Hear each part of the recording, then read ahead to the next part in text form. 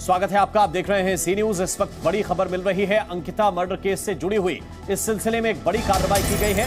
खबर यह है कि विनोद आर्य को बीजेपी ने निकाल दिया है।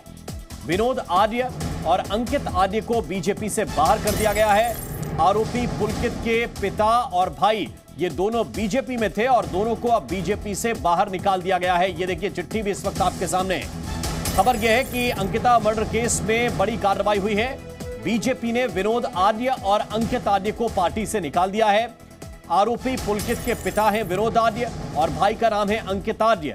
ये दोनों बीजेपी में पदाधिकारी थे और इन दोनों को बीजेपी से बाहर कर दिया गया है। ये देखिए, लिखा है निष्कासन पत्र जो राजेंद्र सिंह बिष्ट ने जारी किया है। माननीय प्रदेश अध्यक्ष महेंद्र भट्ट ने अंकिता की हत्या का संज्ञान लेते हुए डॉक्टर विनोद आर्य और उनके पुत्र डॉक्टर अंकित आर्य निवासी जनपद हरिद्वार को भारतीय जनता पार्टी से तत्काल प्रभाव से निष्कासित। पीएमईजीपी योजना के तहत 10 लाख लोन लेकर क्या अपना खुद का बिजनेस शुरू करना चाहते हो? इसे लेने के सीक्रेट्स को जानना चाहते हो? तो फ्रीडम ऐप को अभी डाउनलोड कीजिए। कर दिया है। ये 2.5 लाइन की चिट्ठी लिखी गई है और स्पष्ट कर दिया गया है कि डॉक्टर विनोद आर्य जो पुलकित आर्य के पिता हैं और अंकित आर्य जो पुलकित आर्य का भाई है, इन दोनों को बीजेपी से बाहर निकाल दिया गया है। और स्पष्ट रूप से लिखा है कि प्रदेश अध्यक्ष ने अंकिता की हत्या का संज्ञान लेने के बाद यह कार्रवाई की है। तो इस वक्त की यह बड़ी खबर आपको बता रहे हैं। दोनों को पार्टी से निकाल दिया गया है। बीजेपी ने कार्रवाई करते हुए दोनों को पद से भी हटाया और पार्टी से भी हटा दिया है। इस वक्त की यह बड़ी खबर आपको बता रहे हैं। आरोपी पुलकित के पिता हैं विनोद आर्य और भाई का नाम है अंकित आर्य। अंकित आर्य ओबीसी आयोग में पदाधिकारी था। उसे भी न सिर्फ ओबीसी आयोग के पदाधिकारी के पद से मुक्त किया गया है बल्कि बीजेपी की सदस्यता से भी निष्कासित कर दिया गया है। इस वक्त की यह बड़ी खबर आपको बता रहे हैं और यह चिट्ठी जारी कर दी गई है। यह पत्र जारी कर दिया गया है बीजेपी की तरफ से, स्पष्ट रूप से यह बताते हुए कि दोनों का बीजेपी में अब कोई स्थान नहीं है। इस मामले का संज्ञान लेते हुए बीजेपी ने यह कार्रवाई की है। राजू राज इस वक्त ज्यादा जानकारी के साथ जुड़े हुए हैं हमारे साथ। राजू, ओबीसी आयोग के पद से पहले अंकित आर्य को मुख्यमंत्री ने बाहर किया और इसके बाद पार्टी ने अब पिता और पुत्र दोनों को बाहर कर दिया है। निश्चित तौर पर पिता और पुत्र दोनों को पार्टी से बाहर कर दिया गया है, चूंकि उनके भाई जो अंकित आर्य थे ओबीसी आयोग में उपाध्यक्ष के पद पर थे और इसलिए चूंकि लगातार जिस तरीके से लोगों की भावना इस बच्ची के साथ जुड़ी हुई थी, अंकिता के साथ, और लोग जिस तरीके से आक्रोशित है, सरकार को कहीं ना कहीं एक मैसेज देने की कोशिश थी। पहले बुलडोजर की कार्रवाई की और उसके बाद अब उनके भाई को हटाया गया और पिता को भी पार्टी से हटाया गया। तो एक कार्रवाई करने के लिए, एक मैसेज देने के लिए जनता के बीच में ये सरकार ने जरूर कोशिश की है, लेकिन लोगों के बीच अभी भी नाराजगी है क्योंकि लोग ये डिमांड कर रहे हैं इस पूरे मामले की जांच अब सीबीआई से होनी चाहिए। चूंकि सिर्फ ये मामला अंकिता तक नहीं जुड़ा हुआ, उनका कहना है कि जो रिजॉर्ट था वहाँ पर कई अवैध तरीके से अलग अलग काम होते थे। अंकिता को भी दबाव बनाया जाता। तमाम लोग हैं, उनसे भी बात करते हैं। आप बताइए कि अब क्या डिमांड है, क्योंकि पिता को भी पार्टी से निकाल दिया गया है और वे भाई को भी पार्टी से ओबीसी आयोग से हटा दिया गया। हम तो ये चाहेंगे कि इस पर कड़ी से कड़ी कार्रवाई की जाएगी। हमारी बहन के साथ जो हुआ है वो किसी के साथ आगे ना हो। उत्तराखंड में हमारी उत्तराखंड की लड़की के साथ जो हुआ है वो आगे ना हो। इन सभी दोषियों को कड़ी से कड़ी सजा देनी चाहिए सरकार। किस तरह की सजा की मांग कर रहे हैं और क्या कार्रवाई चाहते हैं आप लोग? हम ये चाहते हैं, सबसे पहला वहाँ पे ऐसा कौन सा व्यक्ति आया था जिसके लिए उस लड़की पे इतना दबाव बनाया गया कि उसका मर्डर तक उन लोगों के द्वारा किया गया। हम सीबीआई जांच से ज़्यादा कुछ नहीं चाहते, उससे कम हमें कुछ नहीं चाहिए। सीबीआई जांच से हमें मालूम पड़ जाएगा वो व्यक्ति कौन था और महीने भर की पूरी डिटेल निकाली जाए, उसमें कौन आया, कौन गया, कितने लोग वहाँ आते थे, कितने लोग गए, और फांसी से कम हमें कोई सजा नहीं चाहिए। क्या वहाँ पर क्या होता था?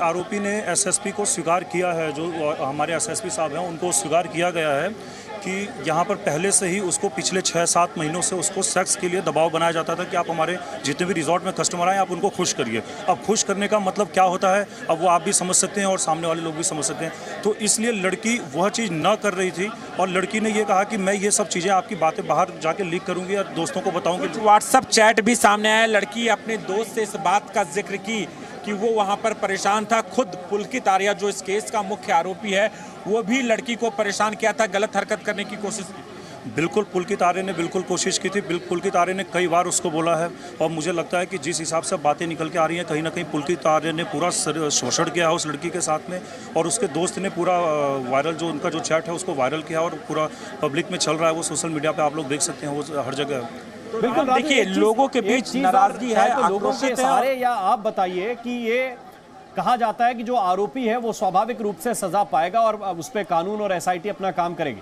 लेकिन पिता की क्या भूमिका थी? क्योंकि बीजेपी ने सस्पेंड किया है, क्या अपने पद का दुरुपयोग किया अपने बेटे को बचाने के लिए? ये कोशिश करते रहे कि किसी तरह से बेटे को बचा लिया जाए? देखिए राम, ये एक बहुत बड़ा सवाल है, क्योंकि पिता दर्जा प्राप्त मंत्री रह चुके हैं, पूर्व मंत्री रहे हैं उत्तराखंड के अंदर और भारतीय जनता पार्टी से जुड़े रहे हैं। लोगों का आरोप है कि जो पुत्र है, जो आरोपी है पुलकित आर्य, पिता का धौंस देता था इलाके में, जो फैक्ट्री चलाता था वहाँ भी जो मजदूर रखे जाते थे उनकी सैलरी समय पे नहीं देता था और जो मजदूर सैलरी मांगते थे उसे वहाँ से भगा दिया जाता था। कई ऐसी चीज़ें वहाँ पर स्थानीय लोगों का ये आरोप था। ये सवाल हम लोगों से ही जानने करते, क्या पिता को हटाने का जो बातें हैं उसे आप किस आधार पे आप लोग कह रहे हैं कि पिता का रसूख था और पिता को हटाने के पीछे क्या वजह है? देखिए, जो पार्टी ने निर्णय लिया है वो सही लिया है और जो जनता आक्रोश में है, बड़े गुस्से में है। हम सब लोग यहाँ से 3 दिन से हम यमकेश्वर लक्ष्मण। क्या पिता ने भी अपने बेटे को बचाने की कोशिश की है? बिल्कुल, क्यों नहीं किया, बिल्कुल कोशिश करी है। लेकिन इस बात में मैं धन्यवाद देना चाहता हूँ एसएसपी पौड़ी महोदय का, उन्होंने बहुत 24 घंटे से कम समय में उस केस को सोल्व आउट किया है। पिता ने अपने बेटे को बचाने की कोशिश की, क्या इसलिए पार्टी ने निकाला? क्योंकि जिस टाइम ये धंधा प्रथा थाने में चल रहा था, वहाँ एक व्यक्ति भी आया था, वो देख लेने की धमकी दे रहा था वहाँ पे लोगों को, और 5-6 या तो पे रसूखदार हैं वो, या कहीं ना कहीं उनके कुछ असर है, प्रशासन दबाव, पिता के ऊपर भी दबाव बना रहे थे, उनके पिता लड़की के पिता के ऊपर भी दबाव बना रहे थे। सीबीआई जांच जरूर। उस रिजॉर्ट के बारे में ये भी पता चला है कि वहाँ पे लंबे बहुत समय से एक सेक्स रैकेट चल रहा था, वहाँ पे लड़कियों को लाया जाता था और दूसरों के सामने परोसा जाता था।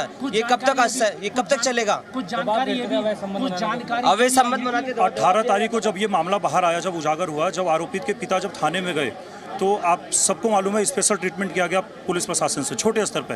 पुलकित के पिता को स्पेशल ट्रीटमेंट बिल्कुल, और उन्होंने ये कहा कि मैं सब कुछ मैनेज कर लूंगा, मैं मीडिया मैनेज कर लूंगा, 5 लाख रुपए देके मैं केस को रफा दफा। लेकिन जब ये केस ऊपर गया, जब जनता के बीच में आया और जब केस एसएचओ एसएसपी महोदय के पास गया, तब जाके इस केस में दबाव बना और तब जाकर एक कानून प्रक्रिया के तहत एक कार्रवाई हुई है। इसमें आप ये सुन सकते हैं, ये आरोप जनता के द्वारा लगा रहा है कि जब 18 तारीख को मिसिंग हुई थी और उनके पिता को जब थाने में बुलाया गया था, तो पिता ने अपने रसूख का प्रयोग किया, जिसकी वजह से शुरुआत में जो केस पटवारी के हाथ में था, उन्होंने कार्रवाई उस तरीके से नहीं करी है जैसे करना चाहिए था, जिसके बाद डीएम के आदेश के बाद इस केस का ट्रांसफर लक्ष्मण झूला पुलिस को दिया गया। तो उसके बाद तीनों आरोपियों को गिरफ्तार किया।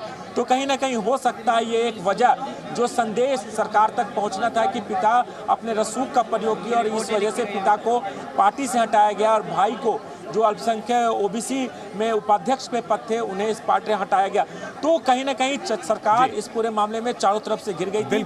सरकार को भी इस तरह से बिल्कुल राजू, मैं आपके पास वापस लौट कर आता हूं, क्योंकि अंकिता हत्याकांड के दोषियों को सख्त से सख्त सजा दिलवाने के लिए, इस पूरे मामले की गहराई से जांच करने के लिए मुख्यमंत्री पुष्कर सिंह धामी ने एसआईटी के गठन का ऐलान भी कर दिया है। वहीं इस घटना को लेकर उत्तराखंड के डीजीपी अशोक कुमार का कहना है कि पुलिस ने इस मामले में वर्कआउट किया है और कोशिश रहेगी कि जल्द ही चार्जशीट भी लगा दी जाए।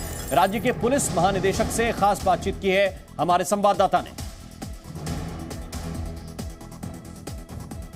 इस वक्त राज्य के पुलिस महानिदेशक हमारे साथ मौजूद हैं, उनसे बातचीत करते हैं। सर, ये पूरा जो घटनाक्रम रहा है, अभी सरकार ने एसआईटी भी इसमें बिठा दी है, ओवरऑल किस तरीके से इसको मॉनिटर किया जा रहा है?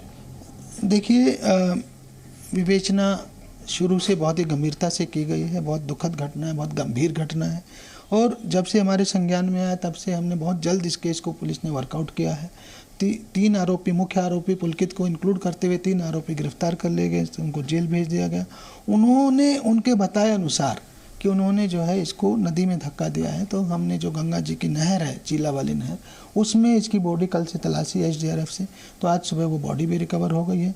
अब माननीय मुख्यमंत्री जी ने डीआईजी की अध्यक्षता में एक एसआईटी गठित करने के आदेश दिए हैं। तो हमने जो पी रेणुका देवी हमारे डीआईजी हैं, उनकी अध्यक्षता में एसआईटी टीम गठित कर दी है और आगे की जो है विवेचना निष्पक्षता से होगी। और हमारा पूरा प्रयास होगा कि विवेचना गहराई से हो और जो है जल्द से जल्द इसमें ट्रायल हो और दोषियों को कठोरतम सजा दिलाई जा सके, इसका हम पूरा प्रयास करेंगे। सर अभी पोस्टमार्टम भी चलेगा इसमें पूरा? जी, पंचायतनामा पोस्टमार्टम होगा, बिल्कुल सब चल रहा है प्रोसेस। आखिरी सवाल है सर, जो रिजॉर्ट हैं, रिजॉर्ट पर भी कार्रवाई करने के लिए मुख्यमंत्री की तरफ से कहा गया है, एक ही नहीं और भी प्रदेश के? देखिए, दो हैं। एक तो इस पर्टिकुलर रिसोर्ट पे कल माननीय मुख्यमंत्री जी के निर्देश पर कार्रवाई हुई है रात में, आप सबको पता है। दूसरा ये उन्होंने इन जनरल बोला है कि अन्य रिसोर्ट्स में भी अगर कोई अनियमितताएं हो तो उसकी भी जांच की जाए। मैं ये भी अपील करना चाहूँगा, अगर कहीं लगता है किसी को कि उसके साथ कोई गलत काम हो रहा है या गलत तरह का दबाव बनाया जा रहा है, तो जरूर पुलिस के संज्ञान में लाए। हम उसको तत्परता से उसमें जाँच करके कार्रवाई करेंगे अगर कोई भी गलत कार्य हो रहा है तो। पीएमईजीपी योजना के तहत 10 लाख लोन लेकर क्या अपना खुद का बिजनेस शुरू करना चाहते हो? इसे लेने के सीक्रेट्स को जानना चाहते हो? तो फ्रीडम ऐप को अभी डाउनलोड कीजिए।